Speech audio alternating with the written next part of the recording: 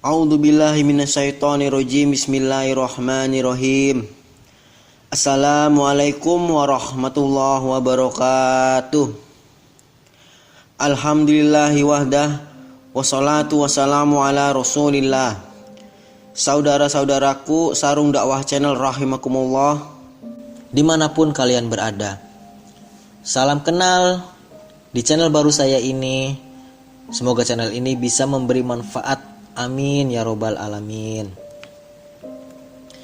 Kisah ini adalah kisah perjalanan lahir hingga wafatnya Nabi Muhammad SAW. Seperti diketahui, Nabi Muhammad SAW merupakan tokoh penting dalam sejarah agama Islam. Bahkan dapat dikatakan seluruh umat muslim pasti sudah mengenal sosok seorang nabi dengan segala kebaikan dan kerendahan hatinya ini. Beliau pun disebut sebagai utusan Allah yang menjadi tauladan seluruh umat muslim di dunia, baik dari zaman kenabian hingga zaman modern saat ini. Nabi Muhammad SAW sendiri merupakan nabi paling akhir yang diutus Allah untuk menuntun umat di dunia, di mana Allah menjadikan Nabi Muhammad SAW sebagai nabi penutup dan tidak ada lagi nabi setelahnya yang menjadi utusan Allah. Hal inilah yang menyebabkan Nabi Muhammad SAW mempunyai sebutan sebagai khataman nabiyyin atau nabi paling akhir, sebagai utusan Allah paling akhir.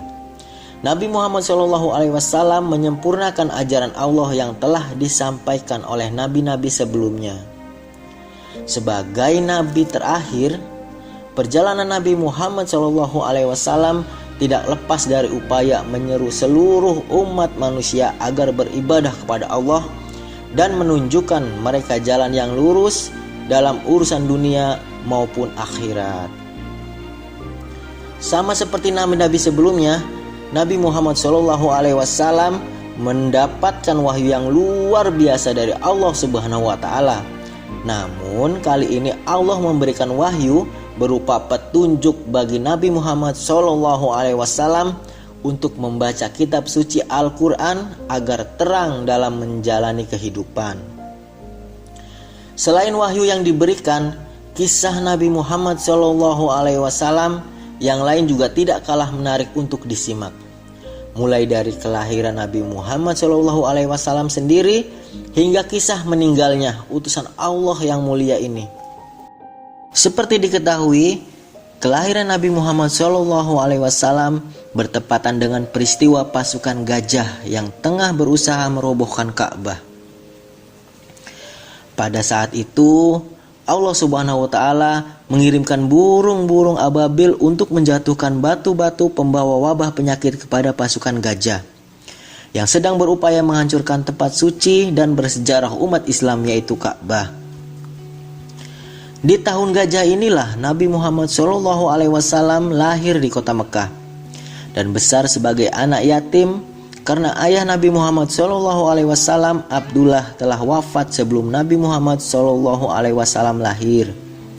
Nabi Muhammad SAW dididik dan dibesarkan oleh seorang ibu yang mulia, yaitu Aminah. Setelah beberapa waktu bersama sang ibu, kemudian Nabi Muhammad SAW dibesarkan oleh kakeknya yang bernama Abdul Muttalib. Namun tak berselang lama, setelah 2 tahun bersama sang kakek tercinta, Nabi Muhammad SAW harus rela ditinggalkan kakek yang turut membesarkannya. Pada usia 8 tahun setelah kepergian sang kakek, Nabi Muhammad SAW kemudian diasuh oleh pamannya Abu Thalib. Meskipun hidup fakir atau kesulitan dalam mencukupi kebutuhan hidup, namun Abu Thalib adalah seorang dermawan yang rajin berbagi dan bersedekah kepada sesama. Meskipun dalam keadaan sulit, namun Nabi Muhammad SAW dapat tumbuh dan berkembang dengan baik bersama pamannya. Setelah peristiwa kelahiran, kisah Nabi Muhammad SAW berikutnya yang patut menjadi teladan adalah peristiwa diturunkannya wahyu pertama dari Allah Subhanahu wa Ta'ala kepada Nabi Muhammad SAW. Sebelum dijadikan seorang rasul, Allah Subhanahu wa taala pun telah memberikan anugerah keistimewaan kepada Nabi Muhammad SAW. Salah satunya adalah wajahnya yang bersinar terang, mampu mengalahkan sinar rembulan. Ini dikatakan sebagai tanda kebesaran Allah Subhanahu wa taala yang menunjukkan nabi terakhir dengan kemuliaan dan kedudukan yang tinggi. Selain karunia wajah yang bersinar, Rasulullah juga diberikan wahyu pertama yang sungguh luar biasa dari Allah Subhanahu wa taala. Menjelang diturunkannya wahyu pertama, Rasulullah mendapatkan sebuah mimpi di mana malaikat Jibril datang menghampirinya. Nabi Muhammad SAW pun merenung dan memikirkan mimpi yang dialaminya. Dengan menyendiri di Gua Hiro, kemudian di tempat itulah Nabi Muhammad SAW diperlihatkan Allah bahwa mimpi yang dialaminya benar adanya. Pada saat itu, malaikat Jibril datang kepada Rasulullah dan menurunkan wahyu pertama yang diberikan oleh Allah Subhanahu wa taala. Saat itulah Allah menurunkan ayat dari surat Al-Alaq ayat 1 sampai 4. A'udzu billahi minas syaitonir rajim. Bismillahirrahmanirrahim. Iqra bismi rabbikal ladzi khalaq. Khalaqal insana min 'alaq. Iqra wa rabbukal akram. Alladzi 'allama bil qalam. Shadaqallahul azim. Yang artinya, bacalah dengan menyebut nama Tuhanmu yang menciptakan. Dia telah menciptakan manusia dari segumpal darah. Bacalah, dan Tuhanmu lah yang maha pemurah, yang mengajarkan manusia dengan perantaraan kalam. Dia mengajarkan kepada manusia apa yang tidak diketahuinya. Surah Al-Alaq ayat 1 sampai 4. Setelah peristiwa itu, Nabi Muhammad SAW pulang dengan perasaan takut. Namun, disinilah waktu di mana kisah kerasulan Nabi Muhammad SAW dimulai, di mana Nabi Muhammad SAW sebagai utusan terakhir yang akan membawa kedamaian bagi seluruh umat manusia. Kisah Nabi Muhammad SAW berikutnya yang tidak kalah menarik untuk disimak adalah kisah perjalanan dakwah yang dilakukan secara diam-diam. Setelah mendapatkan wahyu pertama, Nabi Muhammad SAW kemudian mulai melakukan dakwah secara rahasia atau sembunyi-sembunyi.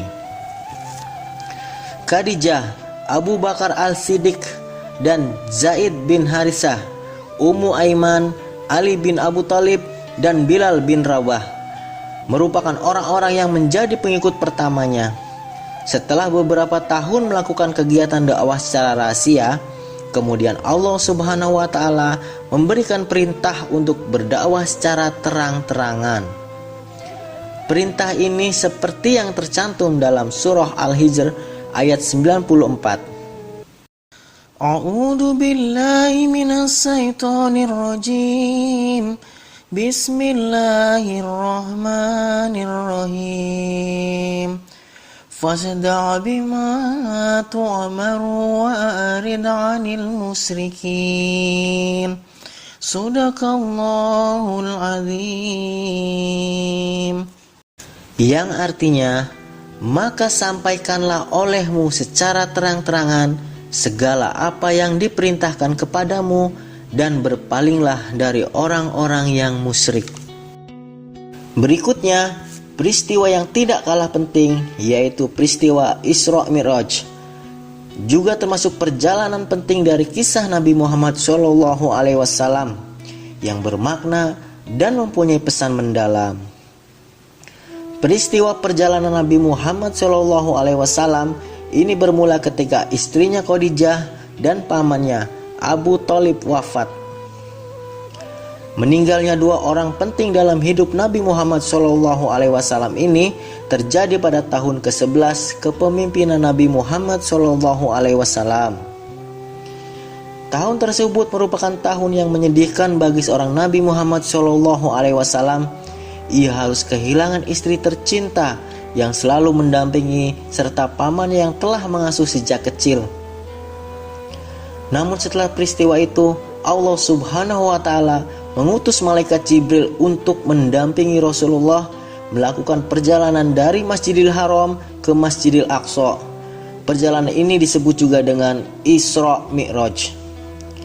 Isra di sini ketahui sebagai perjalanan Nabi Muhammad SAW dari Masjidil Aqsa menuju langit ketujuh yang disebut dengan Mi'raj. Pada peristiwa inilah Rasulullah mendapatkan perintah sholat 5 waktu yang wajib ditunaikan seluruh umat muslim. Kisah Nabi Muhammad SAW berikutnya yang tidak boleh dilupakan adalah peristiwa wafatnya utusan Allah paling akhir ini.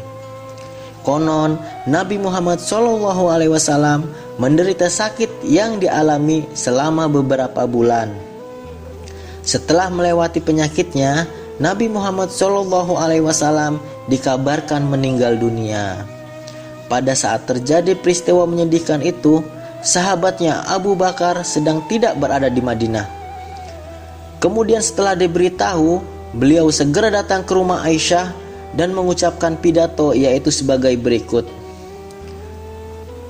Ketahuilah, barang siapa yang menyembah Muhammad SAW, maka sesungguhnya Muhammad SAW kini telah mati.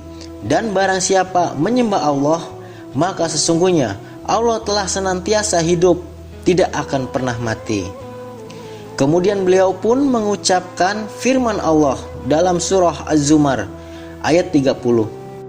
A'udzu billahi minas syaitonir rajim. Bismillahirrahmanirrahim.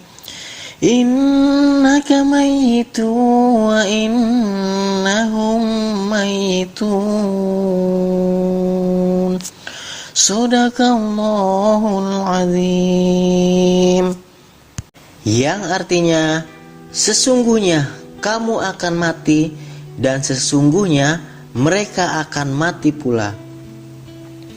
Pada saat itulah seluruh umat muslim berduka dan harus merelakan suri tauladan yang tidak lelah mengajarkan kebaikan dalam menjalani kehidupan.